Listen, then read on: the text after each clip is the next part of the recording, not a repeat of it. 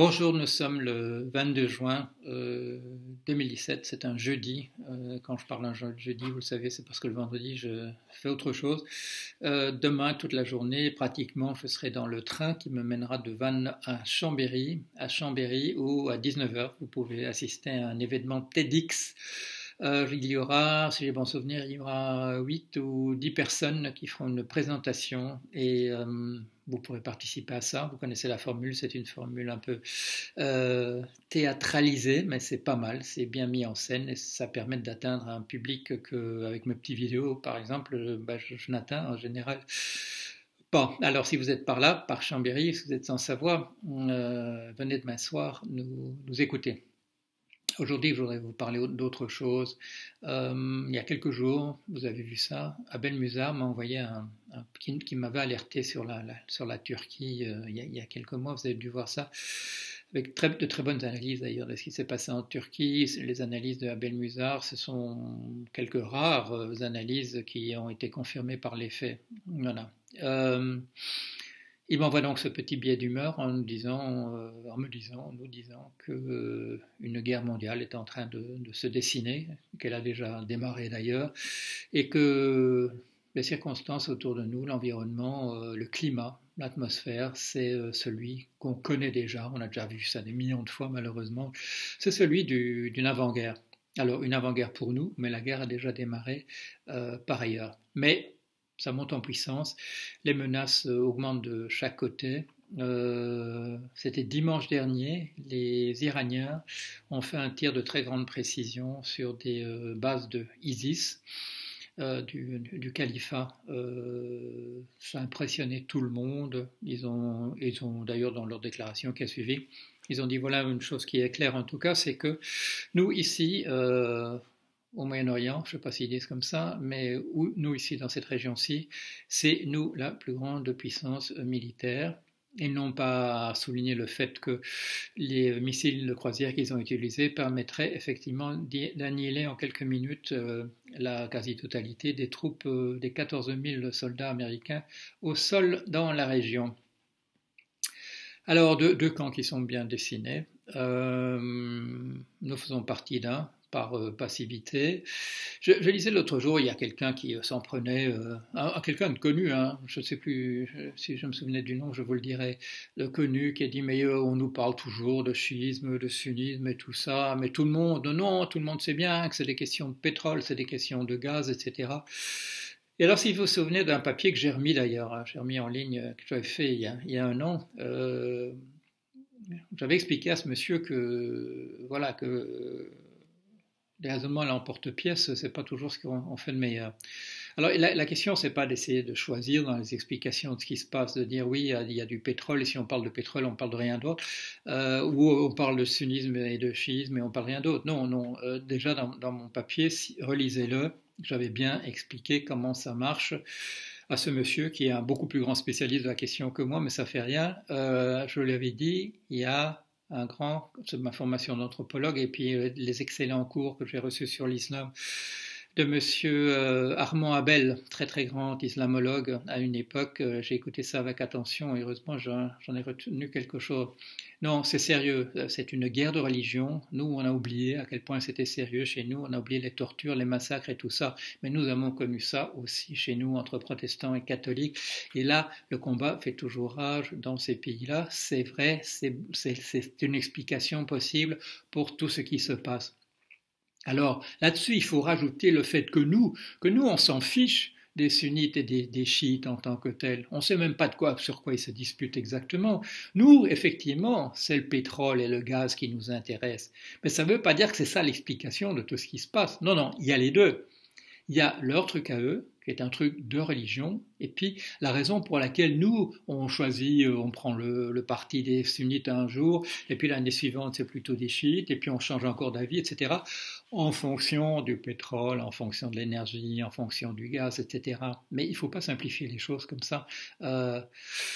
Surtout que c'est sérieux, surtout que voilà, les Américains ont abattu abattu un avion syrien. Les Russes ont répondu en disant tout avion américain qui passera par là maintenant subira le même sort, etc. Il y a eu une escalade absolument sérieuse. D'une certaine manière, hein, quand nous, la Saint-Barthélemy, bon, c'est des cordes, c'est des couteaux, c'est des sabres, que sais-je encore. Là, ici, maintenant, ce sont des missiles de croisière, ce sont des armements thermonucléaires, ce sont des armements chimiques, peut-être même bactériologiques. On n'a pas encore vu ça, mais sûrement c'est prêt, et ainsi de suite. Et nous ne sommes pas des passants innocents qui regardons ça de loin, non, nous soutenons un côté. Regardez, quand M. Trump a pété les plombs l'autre jour en prenant parti violemment pour l'Arabie Saoudite, en lançant des provocations gratuites vis-à-vis de l'Iran, nous n'avons rien dit. Nous sommes derrière. Chaque fois qu'il y a un truc sur l'OTAN, disant l'OTAN c'est terminé, nous disons oh, attendez une seconde, on n'est pas prêt. Nous sommes dans ce camp-là. S'il y a une guerre généralisée, elle aura lieu. Et lisez vos journaux, la guerre, elle a déjà commencé chez nous.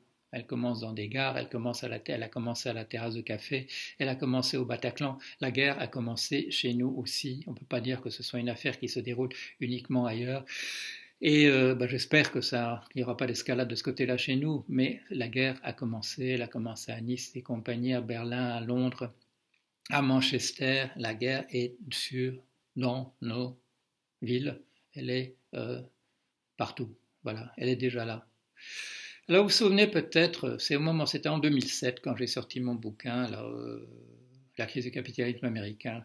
Il y a des gens qui se sont amusés à me caricaturer sous la forme du savant fou Philippus dans L'Étoile mystérieuse, les aventures de Tintin. Disant la fin est proche, etc. etc. Je n'ai pas le souvenir qu'il rigolait tant en 2008, l'année suivante, parce que j'avais dit une chose qui s'est passée. Je peux bien un livre, c'est pas moi qui vais choisir le titre, mais le titre est excellent, qui s'appelle « Se débarrasser du capitalisme est une question de survie ». Écoutez bien tous ces mots, c'est vrai, se débarrasser du capitalisme est maintenant une question de survie. Dans une logique de profit, on ne sauvera pas la planète pour nous. La planète survivra, mais une planète viable pour nous, ça n'aura pas lieu. Alors, quand Musard me réveille et me dit « nous sommes à la veille d'un cataclysme », il a raison. Il n'y a pas de raison que je ne le dise pas non plus.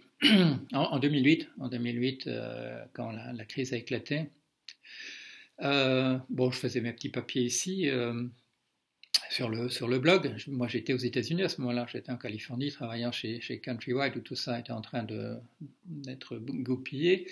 Et je voyais bien, il n'y avait personne au bout du fil en France et en Belgique. Tout le monde était à la plage. Et quand le truc a explosé le 15 septembre, les gens disaient « Ah, quoi? D'où est-ce que ça sort ?» etc. Et ça, c'est parce qu'ils étaient à la plage. Sinon, ils auraient su, parce que c'était pas, quand ça a éclaté le 15 septembre, c'était vraiment pas un truc inattendu, hein, c'était pas un éclair dans un ciel bleu.